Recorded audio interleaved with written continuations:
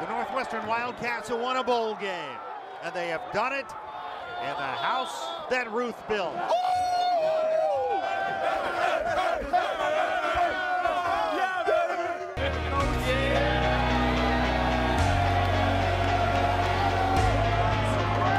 You think he's happy? Oh boy, he is loving it down there. Oh, we got something of a shooting gallery going on. Oh yeah, look at that. Boy, that is something. We got a good group of guys that are coming back, and we wanted to set that momentum.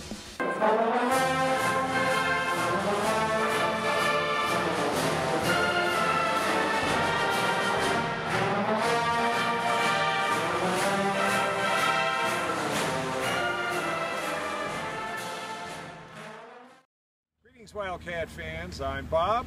I'm Larry. This is Catnips, and it's week 1 of the college football season. We're reporting to you today live on location from the new practice facilities here on the Lakefront campus. And just as these are going up and providing some pretty high expectations for the team, there are high expectations overall for 2017 and for Wildcat football. There are also pretty high expectations for Catnips. This is our 4th season. We've ironed out some of the kinks. Shall I introduce this and you give whatever? Okay.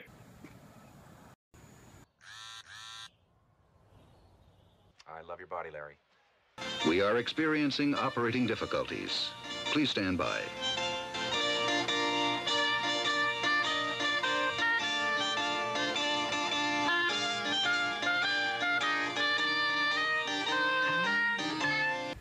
And hopefully it'll be a pretty good season all around for everyone. But we must note this will be an occasional submission.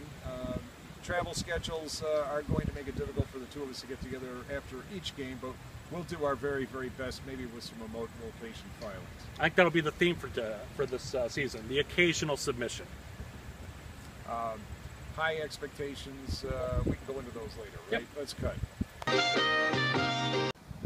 Yeah, Larry, great expectations for this season. I mean, it's been, what, 12 years since we competed for a Big Ten title? Yeah, 2005 or so was the last time we really had a good run. Shot at it, yeah. Come November, we were still in the hunt. We define that as being in the title hunt, right? We should come in with that expectation that the Cats are going to contend for a Big Ten title. Yeah, and you know, I think a lot of publicity, a lot of the media is going to build up until our Big Ten opener with Wisconsin. What a game that's going to be. If the winner is in the driver's seat and the loser is in, well, behind the 8 ball. Yeah. So whoever wins that game, particularly if Northwestern's able to run the table in the non-conference, whoever wins that game, it's a red carpet to the Division West title and a potential Big Ten title. But we may be getting ahead of ourselves. We've got the Nevada Wolfpack to contend with this Saturday. And a little bit of historical perspective on this Saturday. If Northwestern wins at Ryan Field, this is going to be the 525th win all time for Northwestern. It'll be the 360th home win. It'll be the 235th win at Dyke Stadium / Ryan Field. And what's more interesting and kind of telling about the recent success this program has had, if Northwestern wins, it will mean that fully 27% of all Northwestern's wins all time, going all the way back to 1876, 27% of them have come since the '95 Notre Dame game. So a nice historical run of success in the last 20-25 years. Clearly, expectations for the program remain high after Gary Barnett brought this program out of the abysmal wilderness. Go to Plan B. So Wisconsin and Northwestern both have to play the other members of the Western Division. So competition is even there. But in conference play, Wisconsin has Maryland and Indiana as their opponents, while the Cats have Maryland, Michigan State, Penn State. Michigan State and Penn State. And the tough opponent for Wisconsin that would be analogous to the tough opponent for Northwestern and Penn State is Michigan. So their Big Ten schedules are very, very similar. Again, the winner of this game is going to be in the driver's seat. So more to come about that in the next few weeks. But again, let's see how the Cats do this Saturday.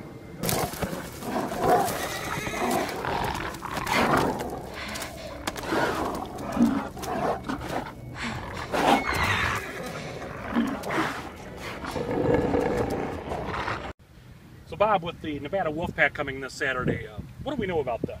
Well, Larry, not a whole lot. New coach for Nevada, used to be a predominantly running team. So Jay Norville is the new head coach. You may remember him as the offensive coordinator at Nebraska back in the Bill Callahan era. He's installed a new offense, moving away from the run to the air raid offense. So he's got the air raid offense.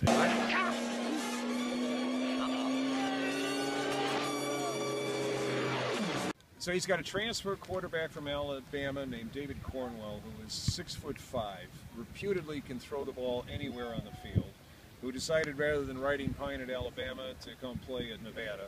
So he's got some horsepower for this air raid offense. We'll see how it works. This will clearly be a good test for our very well coached and talented defensive secondary. Call it an early exam in week 1. Air raid versus Sky Team. Let's do it. So Larry, you know, one thing we didn't do is we kind of dribbled our way out of the season last year. We never came up with the final awards for the Purple Fist of Justice. Yeah, there was no wrap-up last year, so we're going to kind of take a second to wrap up the 2016 season and the very successful finish that the Wildcats had. And first, let's start with the Pinstripe Bowl and the fact that both you and I have to eat a tremendous amount of crow for how that went. We were very pleasantly surprised by how the Cats performed in the last game of the 2016 season, and particularly Justin Jackson and the performance that he put on. Jackson ripped off a pretty decent run, threw Pitt off their game, and they never really kind of got the momentum back after that. It fired the Cats up. It fired the team up. That was a team that had struggled offensively in the second half of the season. So the final Purple Fist of Justice for the 2016 season goes to Justin Jackson, the ball carrier. And then let's talk about the season overall. Wow, this has been a tough one for us, Larry. We've gone back and forth. I mean, you've got Justin Jackson again, fantastic season that he had. You've got Clayton Thorson really coming on strong, looking like one of the better quarterbacks in the Big Ten. Some people pick him to be the best quarterback in the Big Ten this year. But the guy that we felt at the end of the day made the biggest difference, the biggest impact, was Austin Carr. Wide receiver Austin Carr, who really, really made Clayton Thorson look good, made the Cats' offense look good, and was probably the single most instrumental key to the Cats' success. So Austin Carr, who's gone on to bigger and better things in the NFL, Purple Fist of Justice 2016 goes to you. So Bob, is it time for potables? Larry, at long last, it is time for potables. What have we got today? Well, I'm glad you asked, Bob, because in honor of the Wolfpack and in honor also of the end of Season 7 of Game of Thrones and the dire wolves that have made their return. And the Starks? And the Starks, yes. Winter is coming, and in honor of that, we have Game of Thrones Blonde Ale. Blonde for the Lannisters. Indeed. But more importantly, it's dire wolf filled, and let's hope that the Wolves don't give us a dire case this Saturday. Okay. So cheers. Cheers. Thoughts? This is strong, Larry. I wouldn't go so far as to say it is bold, but it is definitely strong. And I think it's strong like the Wildcats team. I think this is a team in good shape with good speed.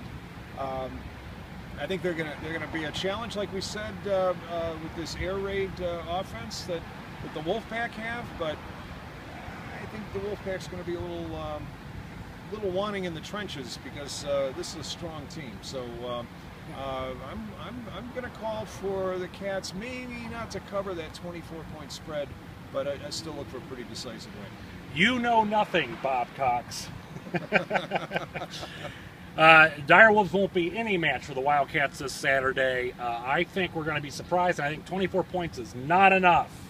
So let's rack it up, let's drink it up, and let's hope that the Wildcats come home with a victory this Saturday at Ryan Field. For Catnips, I'm Larry. I'm Bob, and thanks for coming. We'll see you when we get to the next episode. And as always, go Cats. Please stand by. So Larry, I forgot to mention that the reason Nevada came is they are getting paid $1.3 million to go to Evanston and play that game. They are no dummies. $1.3 million to get to play at Ryan Field, absolutely.